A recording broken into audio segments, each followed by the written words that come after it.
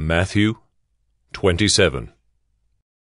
When morning came, all the chief priests and the elders of the people took counsel against Jesus to put him to death. And they bound him and led him away and delivered him over to Pilate the governor. Then when Judas, his betrayer, saw that Jesus was condemned, he changed his mind and brought back the 30 pieces of silver to the chief priests and the elders, saying, "I have sinned by betraying innocent blood." They said, "What is that to us? See to it yourself."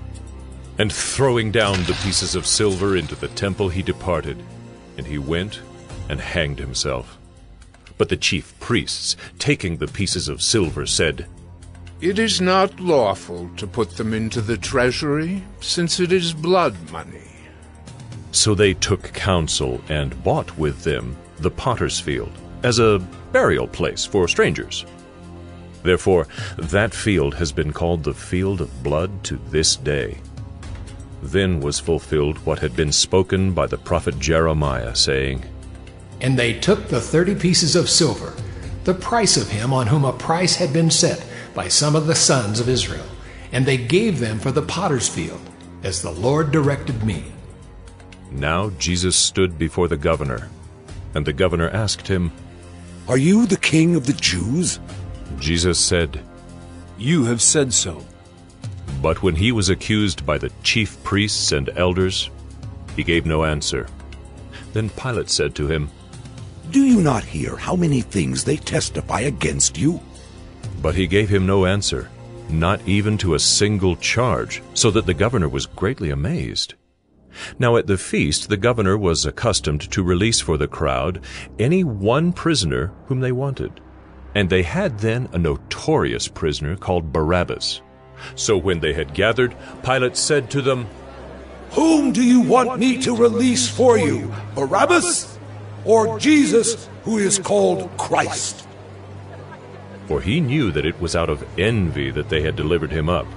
Besides, while he was sitting on the judgment seat, his wife sent word to him, "Have nothing to do with that righteous man, for I have suffered much because of him today in a dream." Now the chief priests and the elders persuaded the crowd to ask for Barabbas and destroy Jesus. The governor again said to them, "Which of the two do you want me to release for you?" And they said, "Barabbas!" Pilate said to them, "Then what shall I do with Jesus, who is called Christ?" They all said, "Let him be crucified!" And he said, "Why? What evil has he done?" But they shouted all the more, "Let him be crucified!" So when Pilate saw that he was gaining nothing, but rather that a riot was beginning, he took water and washed his hands before the crowd, saying, "I am innocent of this man's blood. See to it yourselves." And all the people answered, "His blood be on us and on our children!" Then he released for them Barabbas, and having scourged Jesus, delivered him to be crucified. Then the soldiers of the governor took Jesus into the governor's headquarters, and they gathered the whole battalion before him. And they stripped him, and put a scarlet robe on him, and twisting together a crown of thorns, they put it on his head, and put a reed in his right hand. And kneeling before him, they mocked him, saying, Hail, King of the Jews! And they spit on him, and took the reed, and struck him on the head. And when they had mocked him, they stripped him of the robe, and put his own clothes on him, and led him away to crucify him. As they went out, they found a man of Cyrene, Simon by name. They compelled this man to carry his cross. And when they came to a place called Golgotha, which means place of a skull, they offered him wine to drink, mixed with gall. But when he tasted it, he would not drink it. And when they had crucified him, they divided his garments among them by casting lots. Then they sat down and kept watch over him there. And over his head they put the charge against him, which read, "This is Jesus, the King of the Jews." Then 2 robbers were crucified with him, one on the right and one on the left. And those who passed by derided him, wagging their heads and saying, "You who would destroy the temple and rebuild it in 3 days, save yourself. If you are the Son of God, come down from the cross." So also the chief priests with the scribes and elders mocked him, saying, He saved others. He cannot save himself. He is the King of Israel. Let him come down now from the cross, and we will believe in him. He trusts in God. Let God deliver him now if he desires him. For he said, "I am the Son of God." And the robbers who were crucified with him also reviled him in the same way. Now from the 6th hour there was darkness over all the land until the 9th hour. And about the 9th hour Jesus cried out with a loud voice, saying, Eli, Eli, lama sabachthani. That is, My God, why have you forsaken me? and some of the bystanders, hearing it, said, This man is calling Elijah. And one of them at once ran and took a sponge, filled it with sour wine, and put it on a reed, and gave it to him to drink. But the others said, Wait, let us see whether Elijah will come to save him. And Jesus cried out again with a loud voice, and yielded up his spirit.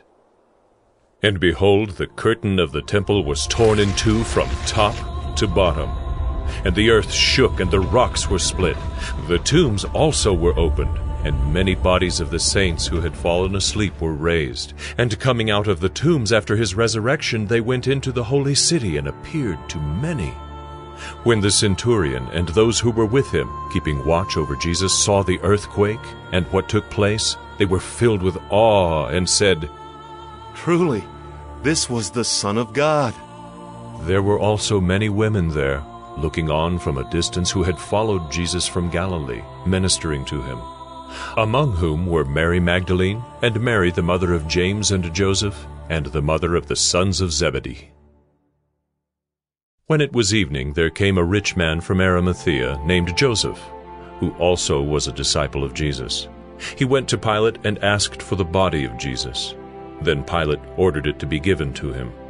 And Joseph took the body and wrapped it in a clean linen shroud and laid it in his own new tomb, which he had cut in the rock. And he rolled a great stone to the entrance of the tomb and went away. Mary Magdalene and the other Mary were there, sitting opposite the tomb. The next day, that is, after the day of preparation, the chief priests and the Pharisees gathered before Pilate and said, Sir, we remember how that impostor said while he was still alive, After 3 days I will rise. Therefore, order the tomb to be made secure until the 3rd day, lest his disciples go and steal him away and tell the people, He has risen from the dead. And the last fraud will be worse than the first. Pilate said to them, You have a guard of soldiers. Go, make it as secure as you can. So they went and made the tomb secure by sealing the stone and setting a guard. Matthew 28. Now after the Sabbath, toward the dawn of the 1st day of the week, Mary Magdalene and the other Mary went to see the tomb. And behold, there was a great earthquake, for an angel of the Lord descended from heaven and came and rolled back the stone and sat on it. His appearance was like lightning, and his clothing white as snow. And for fear of him the guards trembled and became like dead men. But the angel said to the women, Do not be afraid, for I know that you seek Jesus who was crucified. He is not here, for he is risen as he said. Come, see the place where he lay. Then go quickly and tell his disciples that he is risen from the dead. And behold, he is going before you to Galilee. There you will see him. See, I have told you. So they departed quickly from the tomb with fear and great joy, and ran to tell his disciples. And behold, Jesus met them and said, "Greetings." And they came up and took hold of his feet and worshipped him. Then Jesus said to them, "Do not be afraid. Go and tell my brothers to go to Galilee, and there they will see me." While they were going, behold, some of the guard went into the city and told the chief priests all that had taken place. And when they had assembled with the elders and taken counsel, they gave a sufficient sum of money to the soldiers and said, "Tell people, his disciples came by night and stole him away while we were asleep. And if this comes to the governor's ears, we will satisfy him and keep you out of trouble." So they took the money and did as they were directed, and this story has been spread among the Jews to this day. Now the 11 disciples went to Galilee, to the mountain to which Jesus had directed them. And when they saw him, they worshipped him, but some doubted. And Jesus came and said to them, "All authority in heaven and on earth has been given to me. Go therefore and make disciples of all nations, baptizing them in the name of the Father, and of the Son, and of the Holy Spirit, teaching them to observe all that I have commanded you.